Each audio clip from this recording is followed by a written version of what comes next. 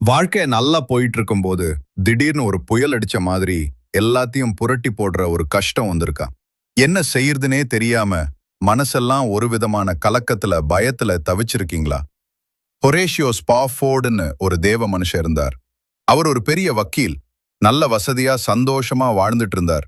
திடீர்னு அவருடைய ஒரே மகன் இறந்து போனான். அந்த துக்கம் மாறுறதுக்குள்ள அவர் வாழ்ந்த சிகாகோ நகரமே தீப்பிடிச்சு எரிஞ்சு அவருடைய சொத்து சுகம் எல்லாமே அழிஞ்சு போச்சு. கொஞ்சம் மன ஆறுதலுக்காக தன் மனைவியையும் 4 பெண் பிள்ளைகளையும் ஒரு கப்பல்ல ஐரோப்பாவுக்கு அனுப்பி வச்சுட்டு இவர் பின்னாடியே போறதா இருந்தார். ஆனா அந்த கப்பல் நடுக்கடல்ல இன்னொரு கப்பல் மேல மோதி கடலுக்குள்ள மூழ்கிடுச்சு. அந்த விபத்துல அவருடைய 4 மகள்களும் இறந்து போனாங்க. அவருடைய மனைவி மட்டும் உயிர் பிழைச்சு அவருக்கு ஒரு தந்தி அனுப்பினாங்க. நான் மட்டும் தப்பித்தேன்னு. இத கேட்டதும் அவர் வட்டமையா உடைந்து போனார். தன் மனைவிய கூட்டிட்டு வரதுக்காக அவர் ஒரு கப்பல்ல பயணம் செஞ்சார். அந்த கப்பல் அவருடைய மகள்கள் இறந்து போன அதே இடத்துக்கு மேல வந்தப்போ கப்பல் கேப்டன் அவரை கூப்பிட்டு, ஐயா, இந்த இடத்துல தான் உங்க மகள்கள் மரித்து போனார்கள்னு சொன்னார்.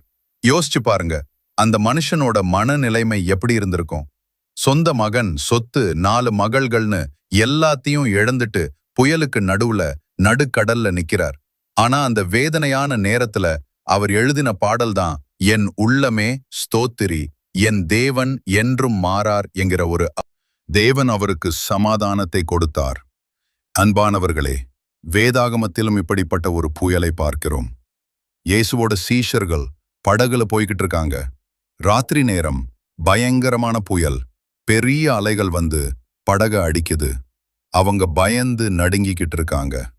அப்போ இயேசு தண்ணி மேல நடந்து அவங்க கிட்ட வரார். அவங்க அவரை பார்த்து, ஐயோ, ஆவின்னு சொல்லி இன்னும் பயப்படுறாங்க. உடனே இயேசு அவங்கள பார்த்து சொன்னார், திடன் கொள்ளுங்கள், நான் தான், பயப்படாதிருங்கள். அவர் சொன்ன அந்த ஒரு வார்த்தை, நான் தான், அவங்களுடைய எல்லா பயத்தையும் நீக்கி போட்டது. இன்றைக்கு உங்கள் வாழ்க்கையிலும் கடன், வியாதி, குடும்ப பிரச்சனைன்னு சொல்லி பலவிதமான புயல்கள் அடித்து கொண்டிருக்கலாம். நீங்கள் தனிமையில் தவித்துக் கொண்டிருக்கலாம். ஆனால் அந்த புயலின் நடுவே இயேசு உங்களை பார்த்து சொல்லுகிறார், மகனே, மகளே, கலங்காதே, நான் தான் உன்னோட இருக்கிறேன். புயல் ஓயுதோ இல்லையோ, ஆனா புயலின் தேவன் உங்களோட இருக்கும்போது உங்களுக்குள்ள ஒரு தெய்வீக சமாதானம் உண்டாகும். அந்த சமாதானம் உங்களை எல்லா சூழ்நிலையிலும் தாங்கும். உங்கள் கண்ணை சூழ்நிலையின் மேல் வைக்காமல் இயேசுவின் மேல் வையுங்கள். அவர் உங்கள் படகில்